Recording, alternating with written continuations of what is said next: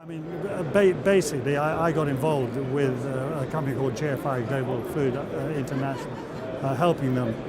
tag hydrocarbon products, mainly as rather my experience in Northern Ireland, where there was an awful lot of fuel smuggling backs and forwards across the border during the IRA terrorist campaign, and that was generating vast sums of money for the IRA terrorists. I mean, one individual is allegedly to have made about £40 million towards the campaign funds. Europe was losing about 80 million euros a year on smuggling of fuel, washing out the dyes, adulteration, non-payment of tax, etc. So I was very interested in a new technology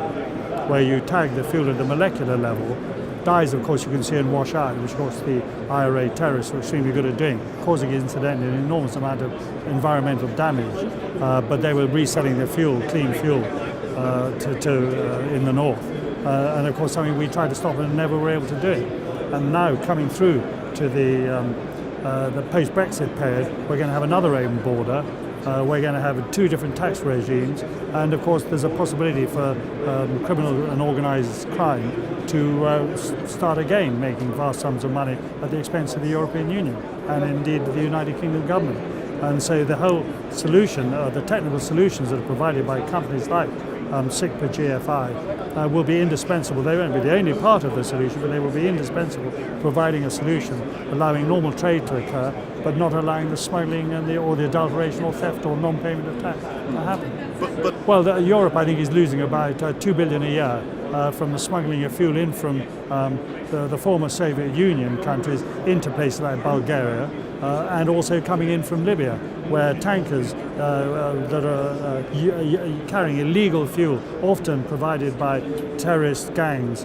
in Libya, ISIS-backed gangs or their affiliates, are then transferring the fuel into other tankers, and then they're arriving into Europe as legitimate goods with false documents. So it is a major problem for Europe, and if Europe has a major problem, imagine how worse the problem is for other parts of the world where they don't have such levels of good governance that we claim to have in Europe.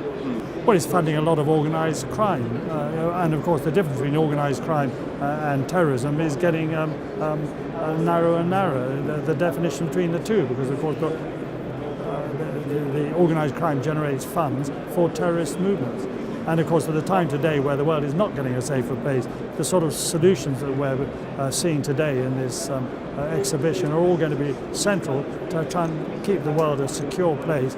in the future. With this issue? Well, I think one of the messages that, it's a generic problem, not just relating to the technical, very high-end technical solutions provided by SICPA GFI, but also it's a question that whatever solution you apply, it has to be within the arena of good governance, because if there isn't good governance that will help those solutions be effective, then of course, and if the ministers themselves are part of the smuggling or the theft or the adulteration and have got a personal income, they don't want to see technical solutions arrive in their country which are going to reduce their personal income. And so you have to have good governance first of all, but equally by having these technical solutions you create good governance, because if the revenue, such as in countries like Tanzania, have increased their revenue by significant amounts, Uganda the same, a new contract just been opened for SICPA GFI in Mozambique, all that will help stabilise those governments, help them provide prosperity for their people and therefore provide good governance.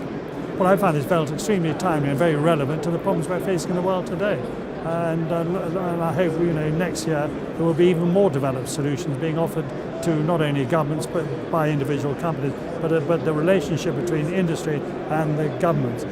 get brought together in venues like this, and they're terribly important for the security of the world.